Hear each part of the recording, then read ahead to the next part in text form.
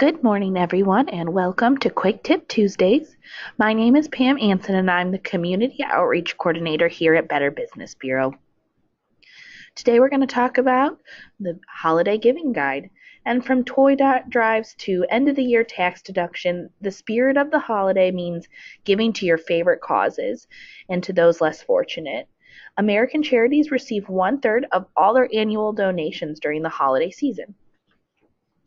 According to GiveUSA.org, the total amount of charitable donations rose to a new high in 2016. And we urge you to research charities before giving to really ensure that your generous contributions are going to a trustworthy organization. So today we're going to go over tips to help you make the most out of your holiday giving.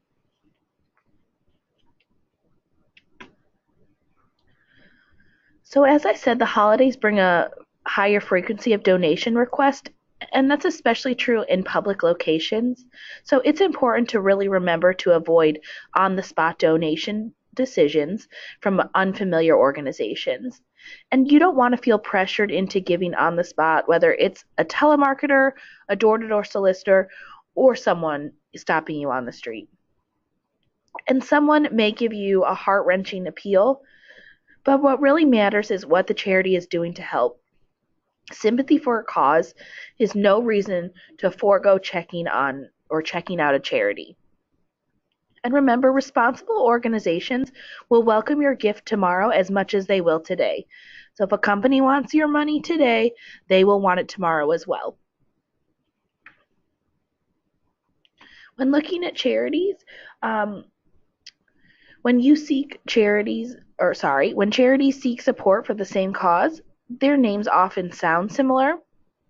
So before you give, be sure that you know the charity's exact name to avoid a case of mistaken identity. Scammers use words like police, firefighter, military, or veteran in the organization's name.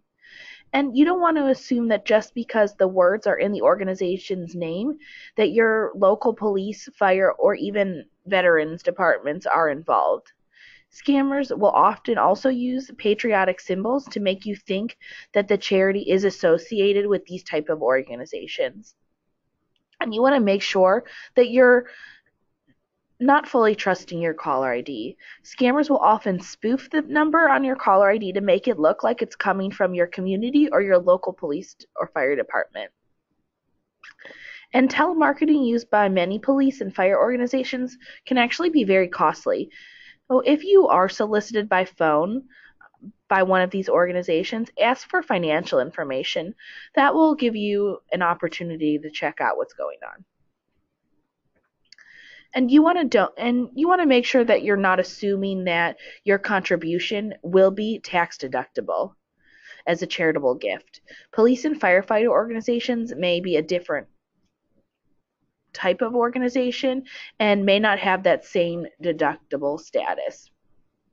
And lastly, your donation to a police or fire department will never grant you special treatment. If the caller on the phone makes this suggestion, that is a big red flag.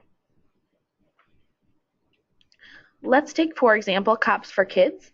Last Wednesday, Attorney General Mike DeWine filed a lawsuit on this nonprofit, Cops for Kids. The lawsuit accused the organizations of bilking donors out of $4.2 million. They were claiming the charity spent less than 2% of its money on charity donations.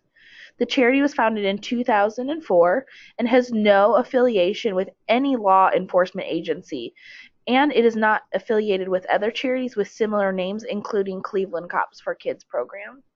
DeWine said that he believes the Cops for Kids is a sham operation and has defrauded Ohioans out of millions of dollars while performing almost no legitimate charitable work. That's why it's important that you follow those tips and really do your research to make sure that a nonprofit or charity is doing what they're supposed to do. So when you're looking for a charity, you want to make sure that you are really getting the facts. When gathering information about the charity, ask for the charity's exact name, as we said before. With so many charities in existence, mistaken identity is a common problem. Thousands of charities have the name cancer in it, for example, but they have no connection with one another. You want to make sure that you ask questions and ask specifics. If the charity says, for example, it's helping the homeless, ask what they're doing, where they're doing it. Make sure you're asking those questions. And you want to avoid charities that don't disclose. Charities that don't disclose any of your requested information rate a critical red flag to donors. So once you've gathered information about a charity, you can learn more about specific charities. Check the organization's website for the basic information, including the charity's mission, any programs they're working on, or their finances. This information should all be available on their website. And check with state charity officials. In many states, charities are required to register, usually with the Office of the Attorney General, before they are able to solicit donations. And also, don't assume that every soliciting organization is tax exempt as a charity. You can readily check an organization's tax status online with the IRS. And charities can demonstrate they are trustworthy by agreeing to in-depth evaluations, such as BBB Standards of Charity Accountability. You can get free access to these charity reports and research charities at give.org, which is BBB's Wise Giving Allowance. And if you are interested in finding more tips about giving or shopping during the holiday season, we welcome you to visit BBB's Holiday Helper, which is bbb.org/holidayhelper, and because we want you to have a holiday that starts with trust. Is there any other questions?